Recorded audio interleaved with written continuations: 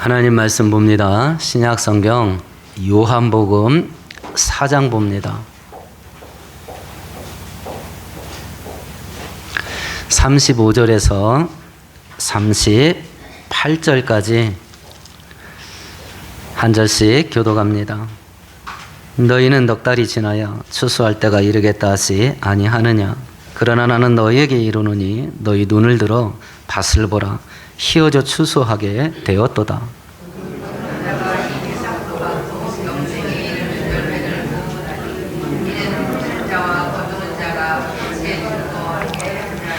그런즉 한 사람이 심고 다른 사람이 거둔다 하는 말이 옳도다. 내가 너희로 노력하지 아니한 것을 거두러 보내었노니 다른 사람들은 노력하였고 너희는 그들이 노력한 것에 참여하였느니라. 아멘, 아멘. 구약 성경에는 이스라엘 백성들이 전체가 하나님 앞에 나와서 제사를 드려야 되는 종교적인 명절, 절기가 세 가지가 있습니다. 첫 번째가 유월절입니다.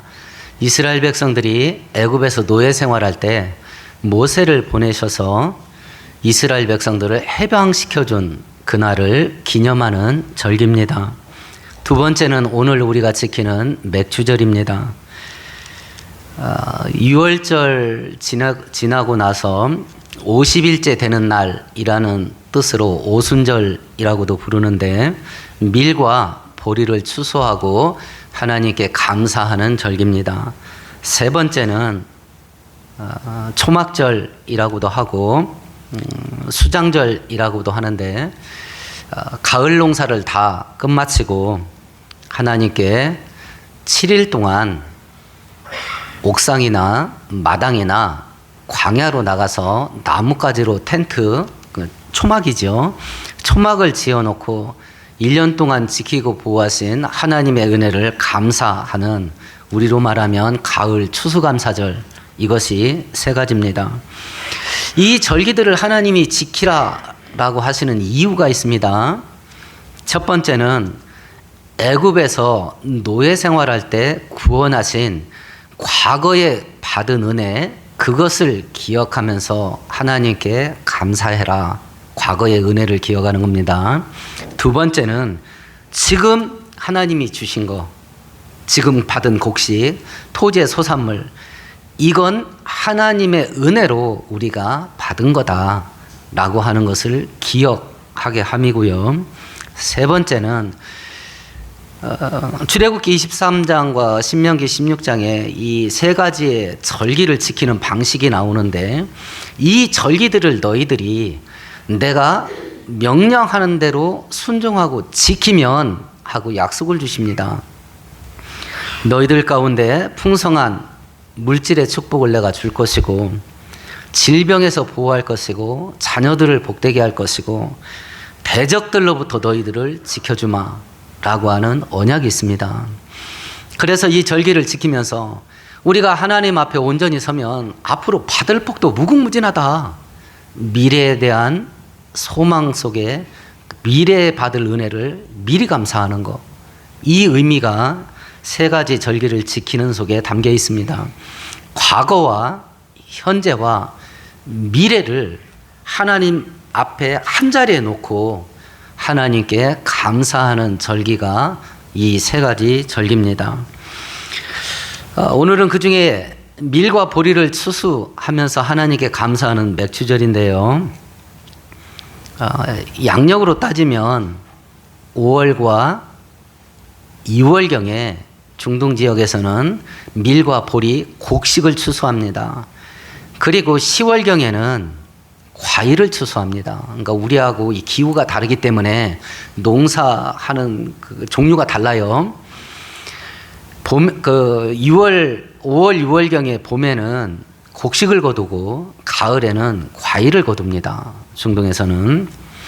그래서 우리는 6월 말경에 보리를 추수하기 때문에 7월 첫 주에 맥주감사절을 지키고 있는 겁니다.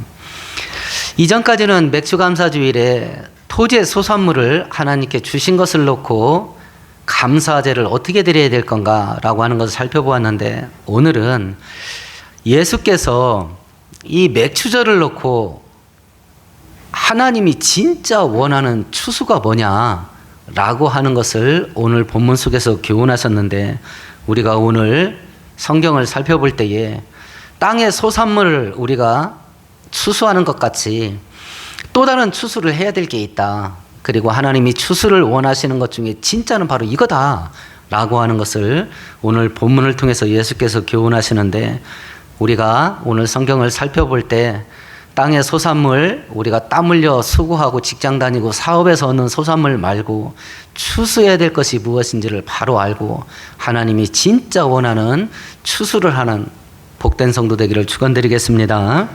우리가 먼저 35절을 같이 읽어보십시다. 너희는 넉 달이 지나야 추수할 때가 이르겠다.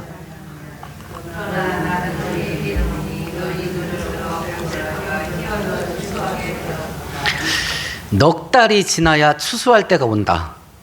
넉 달이 지나야 5월 중순과 6월 중순 사이가 곡식을 추수하는 그런 기간인데, 그게 앞으로 넉 달이 남았답니다.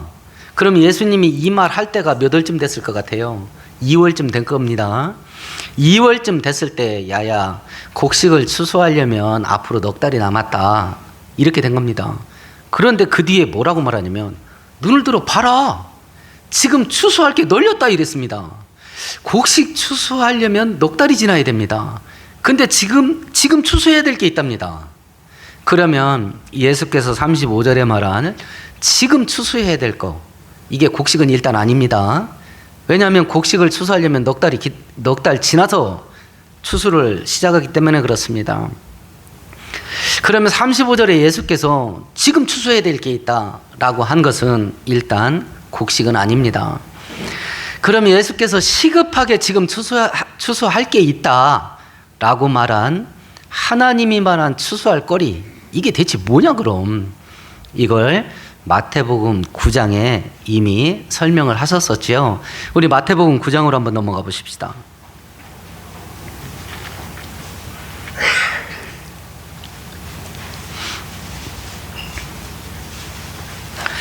36절에서 38절까지 한 목소리로 같이 읽습니다. 무리를 보시고 불쌍히 여기시니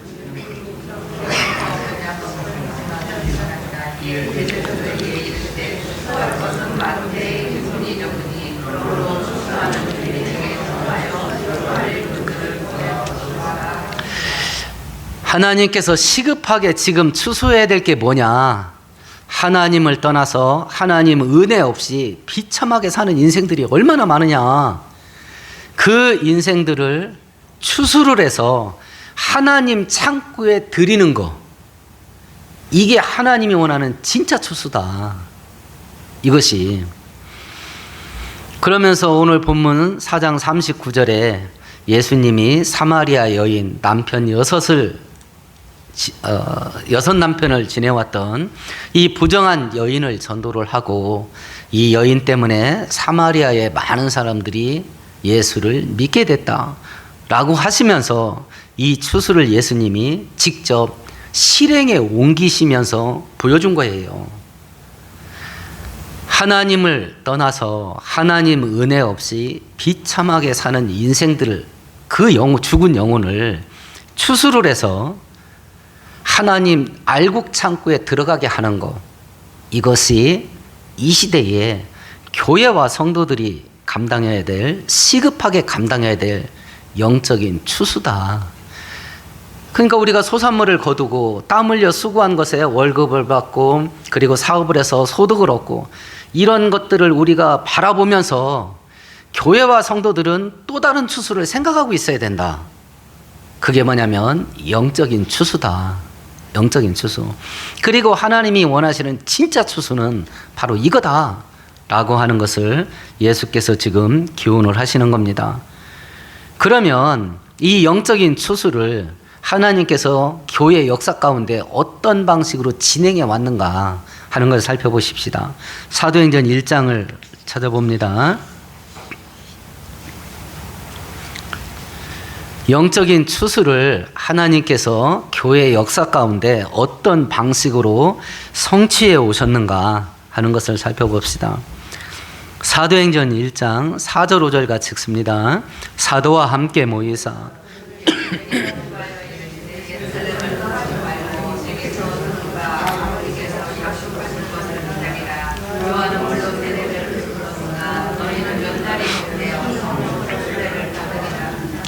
예수께서 승천하시면서 제자들에게 말했습니다.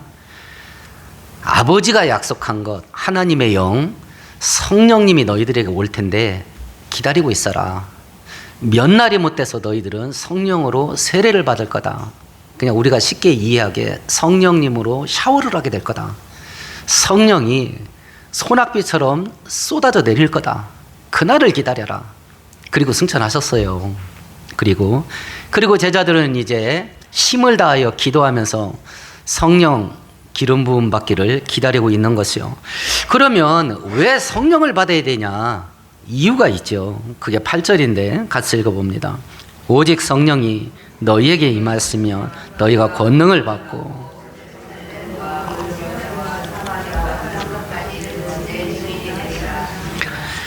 성령이 우리에게 오시면 성령님은 하나님이셔요. 하나님이 우리 안에 들어오십니다. 어떤 성경학자가 이 구절을 해석한 것을 보았는데 야 이거 굉장하다. 하나님께서 창세기 1장에서 말씀만으로 온 우주를 창조를 했습니다. 온 우주가 창조될 때 하나님의 능력이 사용됐겠죠. 온 우주를 창조할 때 사용된 하나님의 능력보다 하나님 대신 성령께서 피조물인 우리 속에 들어오는 거, 이 영적인가요? 물질적인 건 섞일 수가 없어요. 지금 유대인들이 예수를 믿지 못하는, 기독교를 인정하지 못하는 이유들이 여러 개가 있는데 그 중에 꼭대기 자리에 올라와 있는 이유가 이거예요. 아니 어떻게 조물주 창조주가 피조물 속에 들어올 수 있냐? 이건 논리상 이거 있을 수가 없는 일이에요. 성령의 내주하심, 이걸 못 받아들여 유대인들이. 구약 성경은 성령이 누구 머리 위에 임했더라. 속으로 안 들어와요. 곁에 오는 거예요, 곁에. 근데 신약 성경은 성령 하나님이 성도들 속으로 들어와요. 그러니까 하나님이 몽땅 우리 속에 있는 거예요. 이건 천지 창조할 때 사용했던 능력에 수십 배, 수만 배의 능력이 동원돼야 가능한 일이라 이렇게 해석하는 사람이 있더라고요. 창조주는 피조물 속에 못 들어옵니다. 근데 성도들 속에 하나님 대신 성령께서 들어오셨다. 전능한 능력이 동원돼야 가능한 일이랍니다. 그게 우리 안에 지금 일어난 거예요. 성령이 우리 안에 들어오시면 하나님의 능력이 역사한답니다. 그래서 할 수 있는 일이 뭐냐? 8절 끝절에 보면 예수님의 증인이 된답니다. 나 예수 알아. 증인이 누구예요? 증인? 나 예수 알아. 그분은 이런 분이야. 이걸 말하고 다니는 사람. 그걸 하려면 능력이 있어야 된답니다. 이해되십니까? 우리 한국 성도들 중에 95%는 불신자 만났을 때 전도 안 합니다. 심지어는 30대, 40대 직장인들은 70% 이상이 직장 다니면서 자기가 교회 다닌다는 사실도 말하지 않습니다. 그러니 사람들에게 예수 이런 분이야. 나 예수 알아. 이걸 말하는 게 얼마나 큰 능력이 있어야 가능한지 알겠지요? 능력이 있어야 됩니다. 예수님은 마태복음 16장 16절처럼 주인입니다. 그분은 그리스도입니다. 구원자. 그분은 하나님의 아들입니다. 이거 말하는 것도요, 능력이 있어야 된대요. 본인들이 전도하지 못하고 사는 분이 있다면 그럴 것 같다. 이해가 되시겠지요? 말도 입도 뻥끗 못하니까. 전도해야 될 사람 찾아다니고 만나는 거 쉽지 않습니다. 내가 사업을 하고 가게를 하면 수많은 사람들이 내 가게에 찾아옵니다. 나는 전도할 사람 찾아 못 다녀요. 그러니 내가 가게를 열 테니까 하나님께서 오는 사람들한테 전도할 수 있는 능력을 주세요. 이런 마음 가지고 창업을 한다. 그러면 진짜 대박 날 겁니다. 대박 날 겁니다.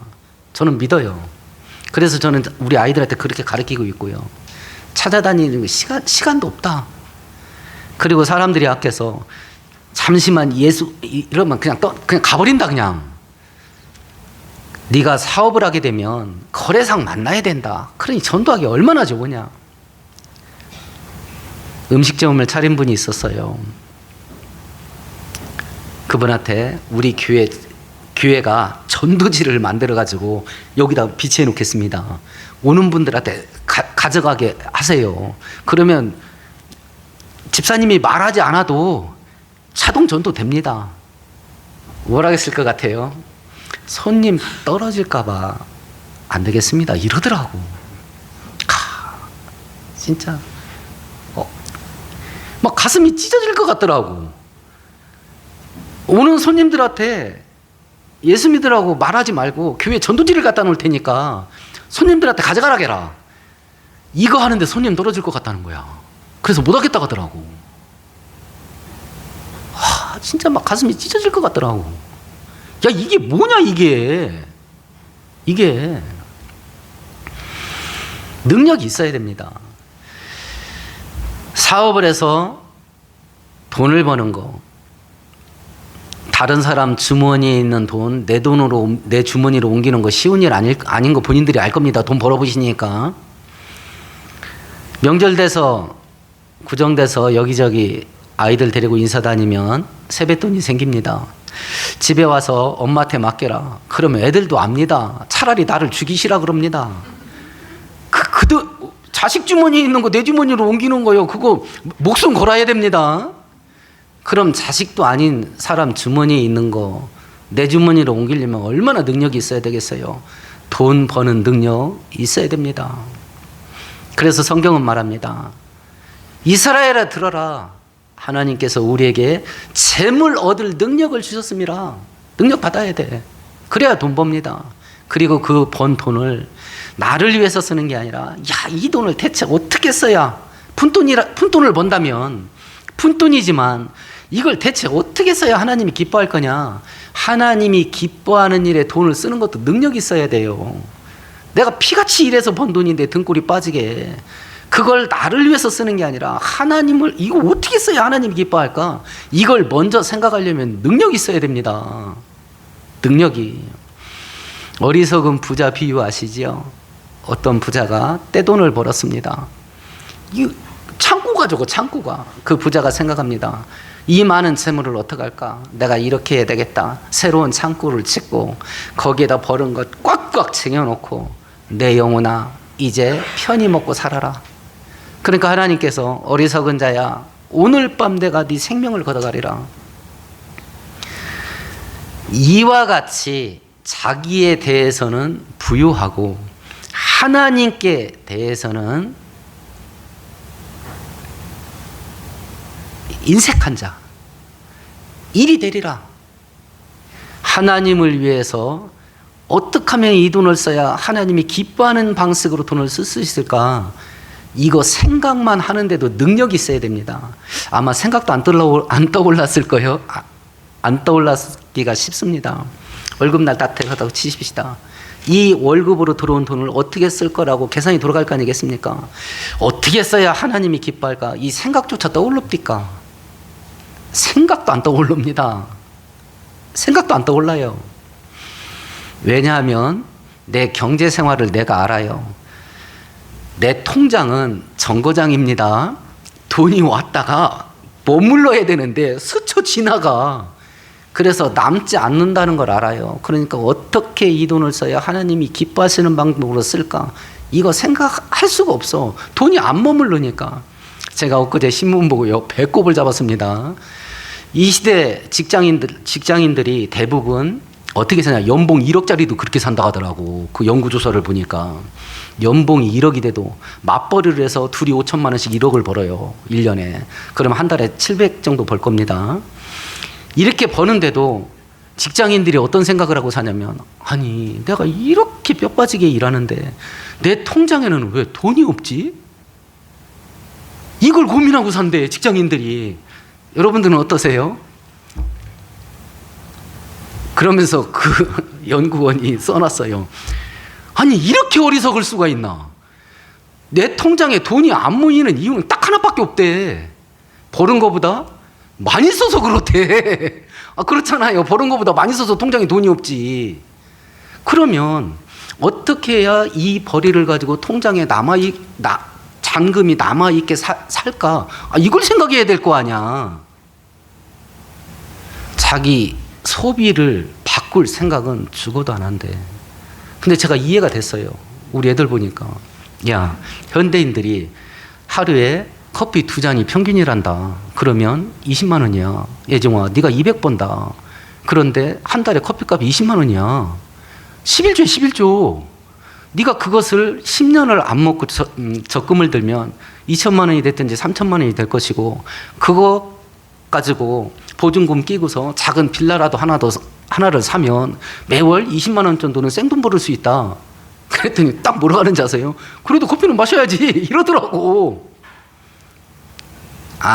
이게 돈이 없어서 가난한 게 아니라 가난하게 사는구나. 이거 신앙 떠나서 얘기하는 겁니다. 신앙 떠나서 얘기하는 거예요. 그래서 푼돈을 벌어도 어떻게 살아야 이 돈 가지고 하나님을 기쁘시게 할 거냐 생각만 하는데도 능력이 있어야 돼요. 능력이. 제가 우리 중학생들 성경 공부 시킵니다. 주일에 한 번. 애들 성공하고 싶어 해요. 돈 많이 벌고 싶어 합니다. 근데 애들이 자기가 하는 영역과 하나님이 하는 영역을 이걸 구분을 할 줄 몰라. 공부는 내가 할 수 있어요. 근데 기억되게 하는 건 내가 못합니다. 그건 하나님이 해줘야 되는 거야. 책은 내가 보지만 이해되는 건 내가 할 수가 없어. 그건 하나님이 해줘야 되는 거지. 성공을 향해서 도전하지만 성공한 자리에 올라가는 건 내가 할 일이 아니에요. 그건 하나님이 해줘야 되는 거지. 근데 애들은 하나님이 해야 될 그 일을 내가 어떻게 할까? 하나님은 그건 네 할 일이 아니야라고 한 건데, 그건 사람이 할 수 없는 일이야. 하나님 이건 네 할 일이 아니라고 한 거거든요. 내가 해줄게라고 한 거야. 그런데 하나님의 영역에 있는 일을 내가 어떻게 할까? 그러니까 저 어린 나이에 그냥 벌써 기가 팍 꺾여버렸어. 저 어린 나이에. 공부하는 거 능력이 있어야 됩니다. 근데 성경은 줄게. 내가 줄게 그랬어요. 내가 줄게. 그럼 이 일이, 약속하신 이 일이 언제 일어났냐라고 하는 겁니다. 사도행전 2장 볼까요? 1절, 2절, 3절 같이 읽습니다. 오순절 날이 이미 이름에 그들이 다 같이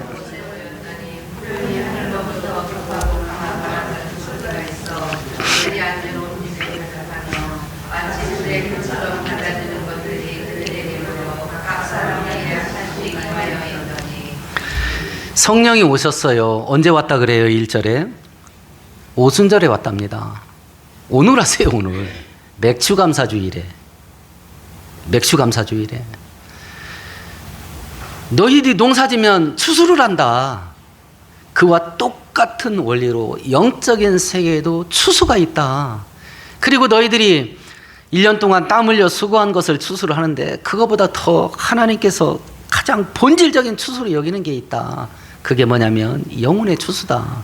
그거 하려면 능력이 있어야 되는데 내가 능력 준다 하고 약속한 그 성령을 추수감사절, 맥추절, 오순절에 보내주셨어요. 오순절에. 하나님은 약속하신 것은 반드시 지킵니다. 그래서 하나님 믿을 수 있습니다. 그리고 그 하나님 믿으면 절대로 후회될 일 없어요. 이 성령이 어떤 모습으로 왔냐면 불꽃 모양으로 왔습니다. 불이 쏟아져 내린 겁니다. 그러니까 사람들 심령이 불이 붙었어. 예수님 십자가에 못 박혀 돌아가시고 제자들도 죽을까 봐 다 숨어 있었잖아요. 근데 이 성령 받고 이 불이 붙어버리니까 바깥으로 다 튀어나갔잖아요. 그리고 예수가 하나님의 아들이라는 것을 증거하기 시작을 합니다. 그래서 신앙생활할 때 우리의 심장이 냉랭하거나 식어 있으면 범죄 행위입니다. 범죄 행위예요. 요한계시록 2장에서 7교회 편지를 보낼 때 칭찬도 하시고 책망도 하십니다. 첫 번째 언급된 교회가 에베소 교회예요. 에베소 교회 칭찬 많이 받았습니다. 책망 딱 하나 받았습니다. 그 책망의 내용 혹시 기억하십니까? 내가 너를 책망할 것이 딱 하나 있는데 너희가 처음 사랑을 버렸다. 엄청난 헌신봉사합니다. 지금도 하고 있습니다. 근데 심장이 식었어. 땡땡해. 우리가 일주일에 한 번 예배드리러 교회에 올 때 냉랭한 심장 가지고 온다. 그거 범죄행위예요. 목사인 저는 항상 용광로처럼 불타있냐. 무슨 소리입니까? 저도 사람인데. 그래서 우리의 끊임없는 기도의 제목은 뭐냐면 우리의 심장이 용광로 되게 해주세요. 기도하고 매달려야 됩니다. 이거. 왜냐하면 마귀의 별명이 소방수거든요. 그냥 뻑하면 그냥 물어버려. 뻑하면 아무것도 아닌 일 가지고도 금방 푹 식어버립니다. 본인들이 알 거 아니에요. 본인들이. 현재 기독교는 하나님이 능력을 불같이 쏟아 부어줬지만 기독교 역사 2000년 가운데 이것을 성공적으로 감당하지 못했습니다. 이것을. 근데 이걸 지금 누가 하고 있냐면 이방 종교자들 그리고 이단들이 합니다. 특별히 이슬람은 지금 난리 났습니다. FIM이라고 하는 국제 선교단체 있는데 여기서 한 연구 보고서를 냈더라고요. 이 세계 선교 현황을 지난 50년간 기독교가 46% 증가를 했답니다. 불교가 63% 증가를 했고 그 사이에 이슬람은 500% 증가했답니다. 500%. 이게 우리식으로 말하면 전도를 해서 사람을 불려나간 이것도 없잖아 있는데 이슬람은 공식적으로 아내를 4명까지 둘 수 있습니다. 아내를 4명. 외국에 여행 가다가 한 이슬람 가족을 보았습니다. 그러니까 이게 이해가 되더라고. 1번 아내가 갑니다. 아이들이 오리처럼 쫄쫄쫄쫄 몇 명이 따라갑니다. 2번 아내가 따라갑니다. 아이들이 몇 명이 오리처럼 또 쫄쫄쫄쫄 따라갑니다. 3번 아내가 따라갑니다. 그 아내가 낳은 애 몇 명이 또 따라갑니다. 4번 아내가 따라갑니다. 그 아내가 낳은 애들 몇 명이 따라갑니다. 딱 모으니까 축구팀이야. 웬만하면 축구팀이야.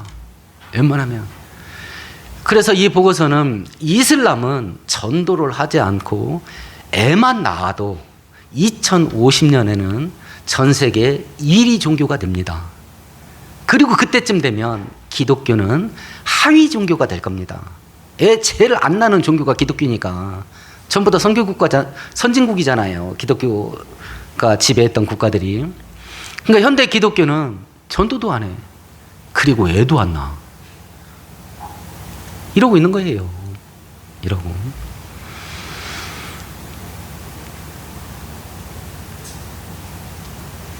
대학에 이슬람 동아리가 들어오는 것을 이렇게 많이 반대 운동을 하죠.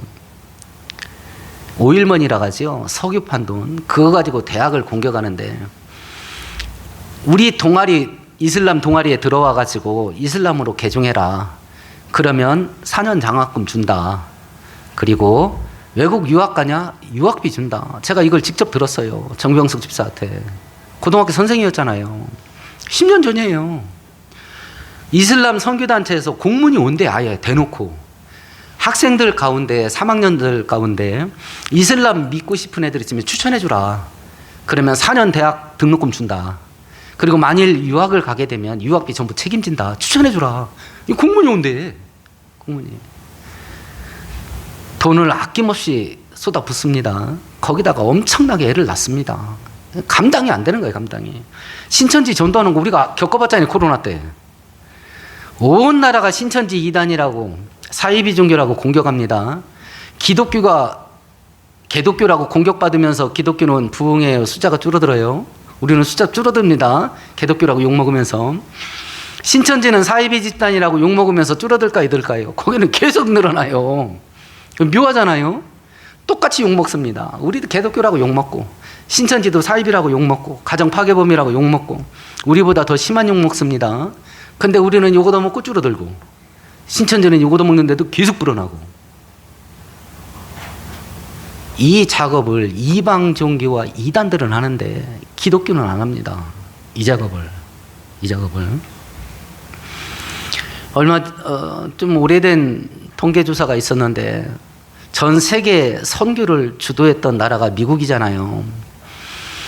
미국에서 어떤 특정한 한 해에 해외 선교에 보냈던 돈하고 애완견 키우는데 사용된 돈하고 이걸 비교를 해봤어요. 애완견 키우는데 사용되는 돈이 세계 선교에 보냈던 돈보다 훨씬 많았습니다.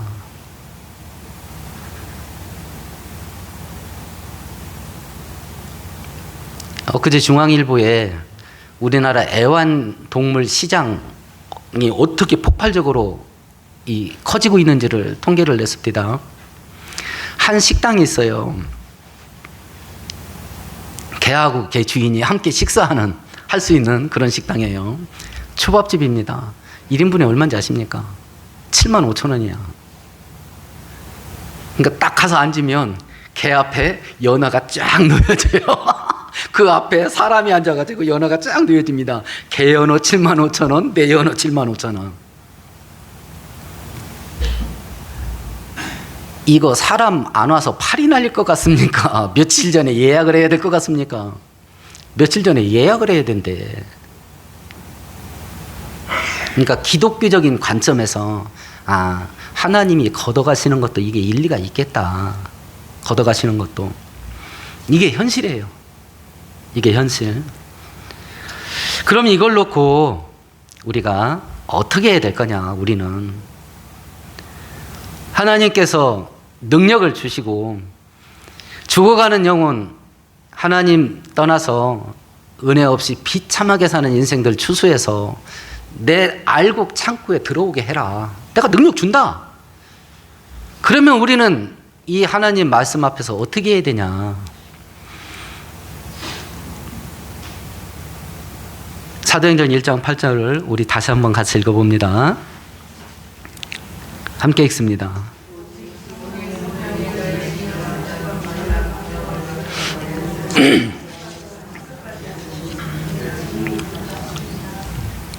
예, 하나님이 말씀하신 대로 만나는 모든 불신자에게 예수를 전하는 겁니다.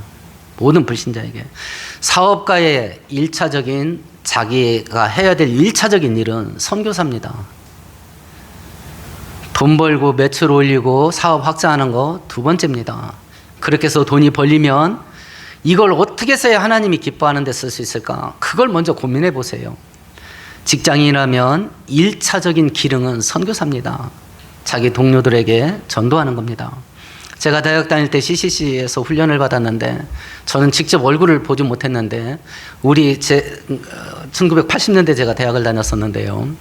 그때 우리 CCC 사회에서 전설적인 선배가 있었습니다. 이분이 어떻게 서원을 하고 대학을 졸업했냐면 나는 한 직장에 5년 이상 안 다닙니다. 그리고 이분은 한 직장에 들어가면 5년 동안 계속 회사 동료들 전도해. 그리고 5년이 딱 끝나면 내 할 도리 다 했다 하고 직장을 옮겨. 요즘같이 이렇게 하면 그 아내한테 쫓겨나지 않겠습니까?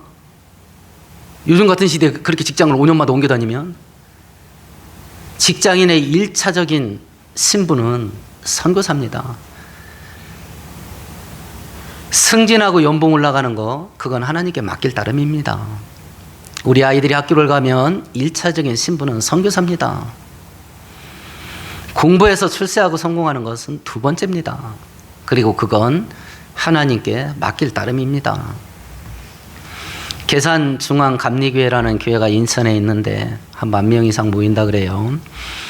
여기 목사님이 최세용 목사님인데 이분 책을 읽다 보니까 자기 교회 한 권사님 이야기를 합니다.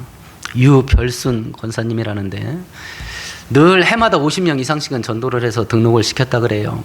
자녀들이 미국에 이민을 가게 됐는데 어머님 혼자 놔두기가 자녀들이 염려가 되니까 권사님을 설득을 해서 함께 이민을 갔답니다. 근데 이 최 목사님이 생각하기에 이 양반은 전도 안 하면 죽는 사람인데 말도 안 통하는 미국 가서 이거 전도 못해서 어떻게 사냐 이거. 그렇게 염려하고 보냈대요. 아니나 다를까요? 권사님이 전도 못하니까 막 죽으려고 그래. 그래서 자녀들한테 물어봤답니다. 야, 어디 가야 한국말 알아듣는 사람 만날 수 있냐? 물어봤더니 자기가 그분 사는 근처에 미군 부대가 있었답니다. 엄마, 미군 부대 가면 한국에 근무했던 미군들이나 혹은 그 한국 여자하고 결혼한 그 미군이 있으면 혹여라도 한국말 알아듣는 사람 만날지도 몰라 이랬답니다. 그러니까 이 권사님이 뭐라고 말했냐면, 그러냐, 그러면 너희들 출근할 때 나 그 부대 앞에 내려놔라. 그리고 퇴근할 때 데리고 가라. 이렇게 했다는 거예요. 1년도 안 돼서 80명을 전도했답니다. 그리고 한국에 전화를 한 거예요. 최 목사님한테. 여기 교회 하나 만들어 놨으니까 빨리 부목사 한 명 보내라고. 그래서 조대현 목사님 보냈다고 하더라고. 이것이 추수꾼이에요. 아, 이거 신천지 전문 용어라 이거. 이것이 추수하는 일에 자기 인생을 드리는 하나님의 백성들입니다. 달마다 거기 가서 전도만 해요. 하나님이 이분 비참하게 살 것 같습니까? 하나님이 약속이 그게 아니에요. 하나님처럼 기분파가 없습니다. 제가 대학 졸업하고 나이 들어서 제 고참들이 전부 저보다 나이 어린 동생들이었어요. 이 녀석들이 얼마나 저를 밤마다 괴롭히는지 날마다 두드려 맞고 기합받고 막 땀으로 목욕을 합니다. 자기 전에 벌 받아가지고. 원산폭격을 얼마나 했는지 목이 움직여지지가 않아. 그러니까 중간고참한테 그렇게 기합받고 막 나이 들어서 푹푹거리고 있으니까 바로 윗고참이, 걔가 저보다 3살이 어렸는데 제가 안 돼 보였나 봐요. 그러더니 제 어깨를 감싸더니, 병우야, 내가 군생활 풀리는 거 알려줄까? 그래서 뭐 공손해지는 거 어떻게 하면 됩니까? 이랬더니, 아부 얘기는 멀고 험하다. 그런데 한 번 닦여지면 탄탄하다. 이러더라고. 그러니까 아부 잘하라 소리야 보니까. 우리 하나님 어떨 것 같습니까? 우리 하나님 한 번 기쁘시게 해드리면 인생 대박 납니다. 대박 나요. 티마스라는 미국의 주차장 전문 건축 회사가 있어요. 그 회장이 하영록 한국인 회장입니다. 미국에서 손꼽는 건축 회사예요. 미국인 젊은이들이 일하고 싶어하는 좋은 회사, 항상 최상위 올라가는 회사입니다. 이 분이 목사님 아들이에요. 목사님이 나환자 교회 목사님이셨어요. 그래서 초등학교 6학년 때까지 나환자촌에서 살면서 아버님 따라서 그 나환자들 다니는 교회 다녔다 그러더라고요. 그의 헌신됨을 보고 선교사님이 미국으로 초청해서 넘어갔는데 이게 또 지독하게 가난하게 사는 거예요. 그래서 이분이 건축업을 하고 난 돈을 벌어야 되겠다 해서 창업을 했는데, 이 회사를 딱 만들어 놓고 우리 회사의 그 사훈을 뭘로 짓까 하다가 잠언 31장을 읽던 중에, 우리는 어려운 사람들을 돕기 위해 존재한다. 돈 많이 벌어서 잘 먹고 잘 살자. 이게 사훈이어야 되잖아요. 그런데 우리는 어려운 사람들을 돕기 위해 존재한다. 우리는 돈 벌어서 어려운 사람들 돕는 일에 우리 회사가 존재한다. 이런 사훈을 걸고 이제 사업을 시작을 하는 겁니다. 이제 번창을 합니다. 이제 선교 활동도 이제 뭐 세계적으로 하죠. 구제 사역도 많이 하고. 근데 직원들이 한 30% 정도는 예수를 믿고 70%는 예수를 안 믿는다고 그럽니다. 근데 직원들이 안 돼요.